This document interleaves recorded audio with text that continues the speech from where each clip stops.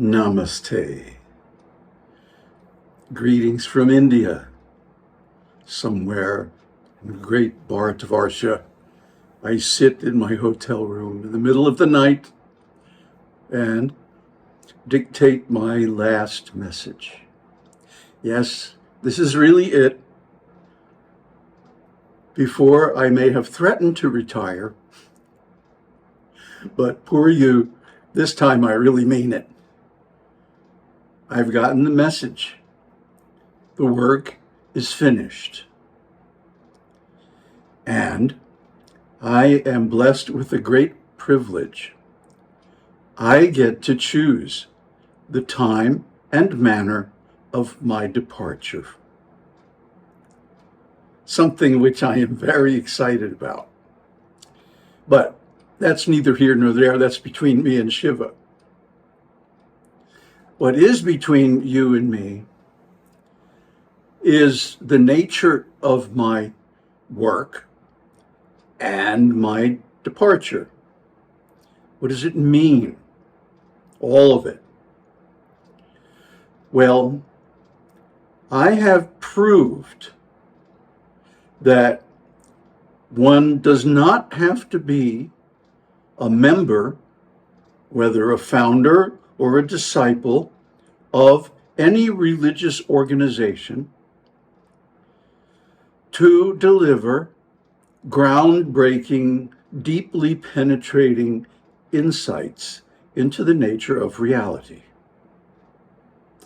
And I have proved it consistently over the last 12 years or more, while constantly being harassed by enemies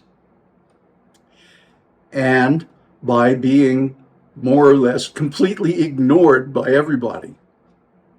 I mean, just look at the stats on these videos. It's pathetic. Considering the quality of the material and the presentation, I mean, really. And nobody has come forward to be a disciple. Nobody has stepped up to the plate and said, sock it to me, give me the whole teaching, and I will carry on. So it ends here. And that's fine, because I accomplished my purpose. I made my revolution, and it was successful. Oh, you didn't notice? Maybe that's because it was a big secret, and had to be. Otherwise, I would have been harassed into the ground by all these rascals who want me to shut up. But I don't shut up. I'll never shut up. Yeah, this channel may be around for a little while after I pass from this world.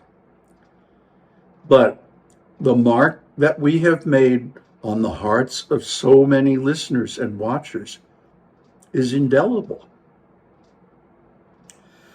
So what we have done, really, without shouting about what we were doing, is to show that the independent sage is really the greatest of all. Because if anyone relies on an organization for support, then he is necessarily limited by the doctrine and the dogma and the history and the values and the policies and the administration and the budgets and blah, all the baggage of associations, organizations, religion, etc. We have none of that baggage. I am not a guru. How many times have I said it? And still people try to nail a guru on me. No, it won't stick. I'm not a guru for so many reasons. Because I don't have any disciples is reason number one. Because everybody's too chicken, huh?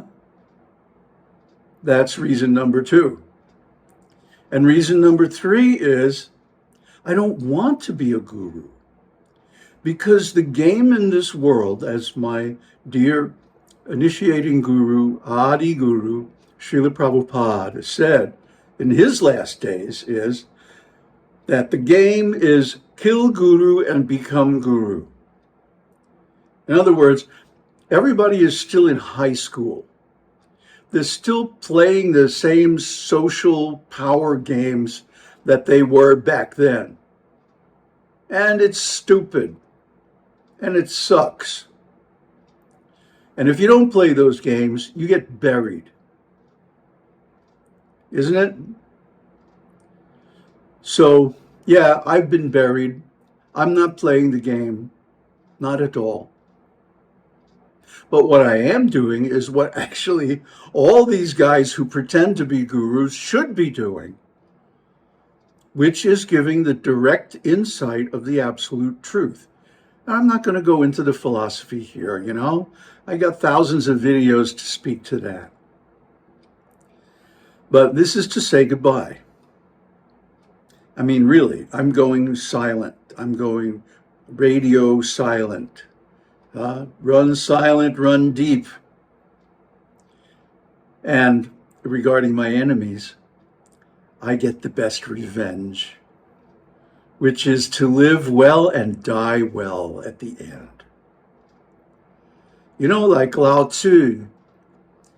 Lao Tzu's, his last action before he left the world was to ride out of China backwards on a buffalo, saying like, bye. He died in his own way, in his own time. So that is the ultimate success. That is the liberation. That is the moksha. That you are not bound even by death to observe all the nonsense limitations of conditioned existence. And there are so many. But the people who have limited intelligence cannot absorb the unlimited truth. So they go on in their ways, you know, and messing up. I wanted to share with you a dream I had back in the 1980s, where I was in a big stadium, you know, sort of like Madison Square Garden, looking down from a very high seat perched in the galleries on this meeting that was taking place between basically the forces of good and the forces of evil. And the forces of good were trying to get them to agree to some kind of a treaty. And of course, the forces of evil refused because they don't play by the rules.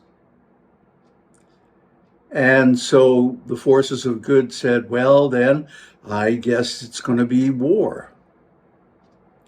And they both filed out on opposite sides of the ring, or the podium, or whatever it is, and their followers exited behind them.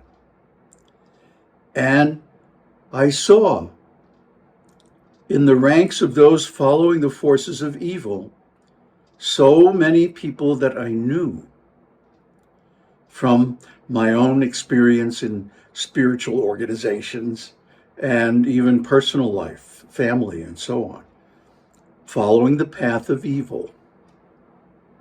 And that's what's going on in the world today.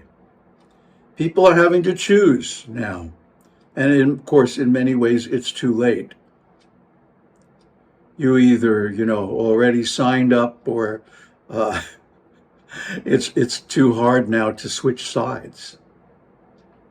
But anyway, you will be called to account for the choices you have made. All of us will. And in my case, my choices led to liberation. How about yours? So now I leave you with the final word.